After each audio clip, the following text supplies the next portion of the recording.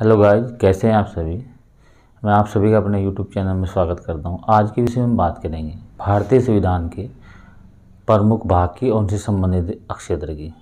भारतीय संविधान में वैसे तो 22 भाग हैं, लेकिन हम कुछ प्रमुख भागों की बात करेंगे जो हमारे एग्ज़ाम से संबंधित हैं, जो हमारे एग्ज़ाम में अक्सर इनसे क्वेश्चन पूछे जाते हैं।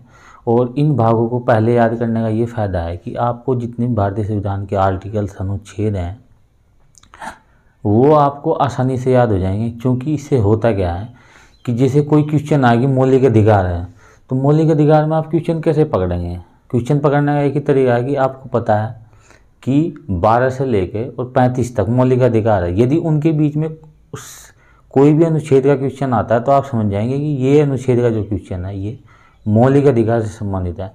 इसलिए पहले भारतीय संविधान के जितने भी भाग हैं, जो इम्पोर्टेंट भाग है, हम उनको देखेंगे ताकि हम क्वेश्चन हमारे यदि कोई अनुच्छेद से संबंधित आता है तो हम उसको आसानी से एग्जाम के अंदर पकड़ सकें, ये हाँ इस अनुच्छेद से संबंधित है।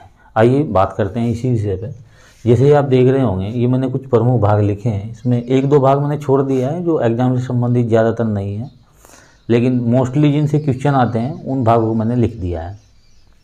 मैंने यहाँ पे अनुच्छेद इसलिए नहीं लिखा ताकि आपको मैं पढ़ाते पढ़ाते याद करा सकूं कि ये भाग इस अनुच्छेद से संबंधित है।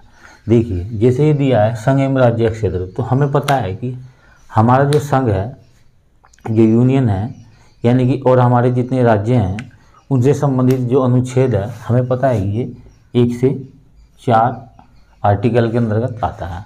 तो हमें याद आ गया असम से कि संघ और उसके जितने भी राज्य हैं, यानी कि जो हमारे 28 राज्य हैं उनसे संबंधित अगर हम बात करें तो ये हमारे 1 से 4 हो गए। नेक्स्ट आते हैं हम नागरिकता के ऊपर। नागरिकता की यदि हम बात करें तो हमें पता है कि ये नागरिकता जो है वो 5 से लेके 11 अनुच्छेद तक है।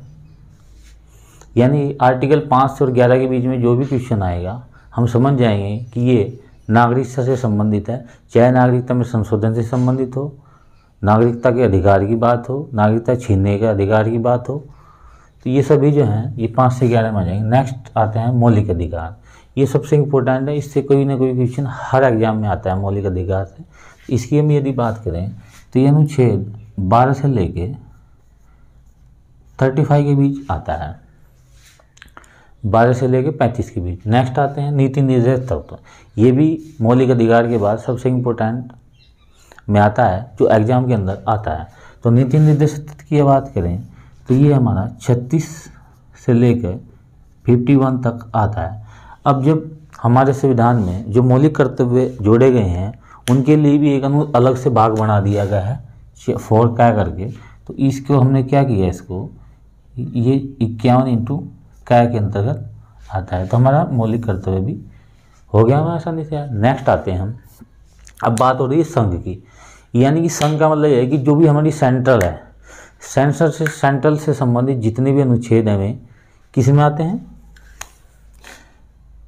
ये सीधा सीधा याद करने का तरीका है कि 51 के बाद आएगा 52, ठीक है, और 52 से लेकर कितने तक आएगा 151 तक। अब हमारा आते हैं राज्य में क्या है, किस स्टेट की बात हो रही है, यानी कि जो अनुच्छेद हमें राज्य को जो अधिकार दिए गए हैं उनसे संबंधित कौन से अनुच्छेद हैं, ये आ जाते हैं। हमें पता है कि 151 था, हम यहाँ लिख लेंगे, आसानी से हम इनको याद कर लेंगे 237, ये हमें याद हो गया। चलिए दोबारा से लिख देता हूँ।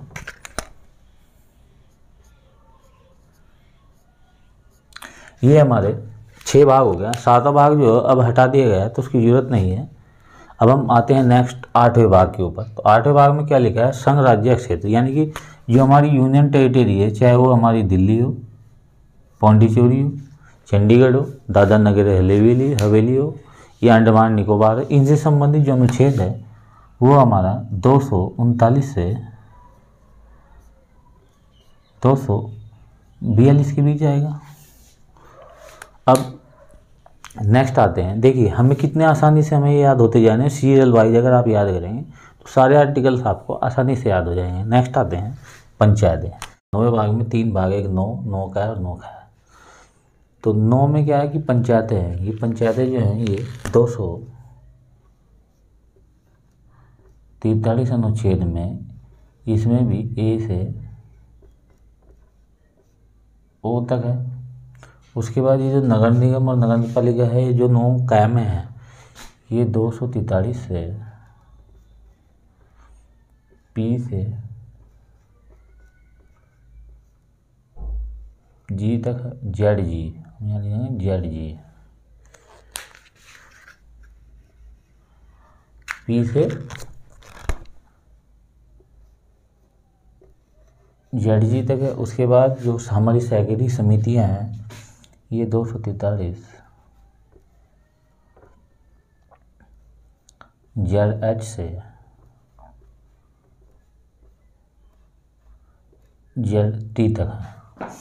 तो अब हमारी जो हमारा अनुच्छेद 243 है, वो हमारा हमें याद हो गया। इसके 3 पार्ट है, 9 कायम है, भाग में 9 का 9 खा, और 243 ए से ओ, 243 बी से जेड जी, और 243 जेड एच से जेड टी।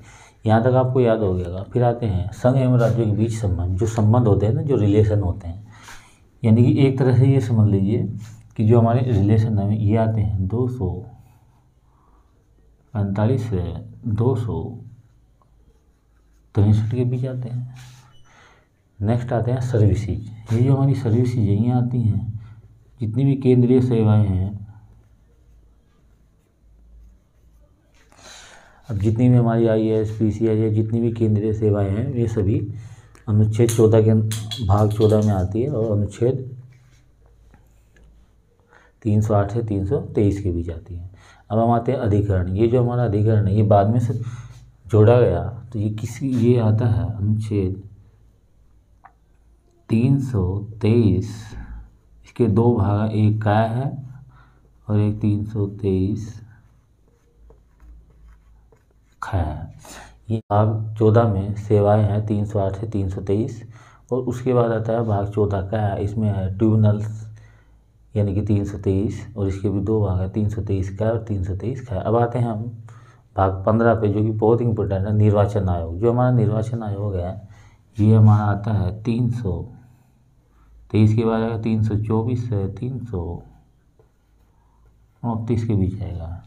निर्वाचन आयोग हमारा कहाँ आता है? 324 से 329 अनुच्छेद के बीच आता है। ठीक है, तो अब जो भी क्वेश्चन आएगा कि वो 324 329 के बीच होगा, तो जाहिर सी बात हम समझ जाएंगे निर्वाचन आयोग से संबंधित है। अब कुछ वर्ग विशेष के लिए जो ये है, ये SC ST और OBC है।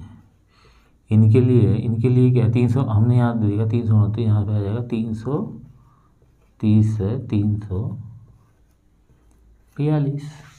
तो हमें ये आसानी से याद हो गया कि 330 से 342 अनुच्छेद। अब हम 330, उसके बाद आता है राजभाषा। याद हो गया राजभाषा भी। फिर नेक्स्ट आता है आपातकाल। आपातकाल में हमारे पास 3 तरह के आपातकाल दिए गए हैं, ये आपको पता ही है कि एक वित्तीय आपातकाल है, एक जो हम राज्यों में जो राष्ट्रपति शासन लगाते हैं वो वाला आपातकाल है, एक जो है जो केंद्र सरकार जो है, जैसे कोई देश के अंदर कोई अशांति फैल गई उस तरह से, या कोई विदेशी हमला हो गया उस तरह से जो आपातकाल लगाती है।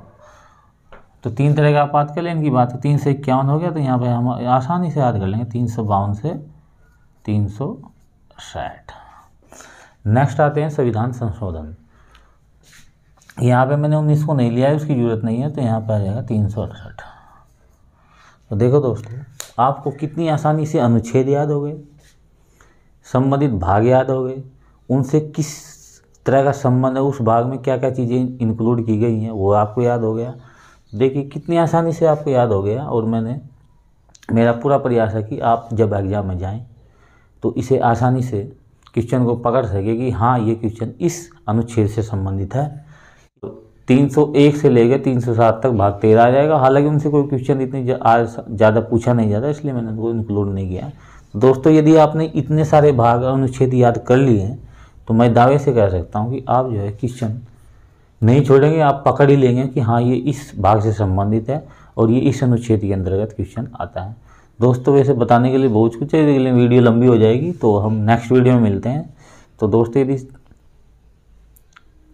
वीडियो पसंद आए तो लाइक करें, सब्सक्राइब करें, दोस्तों को शेयर करें, और मुझे कमेंट करें कि आपको वीडियो कैसी लग रही है। Thank you for watching my video.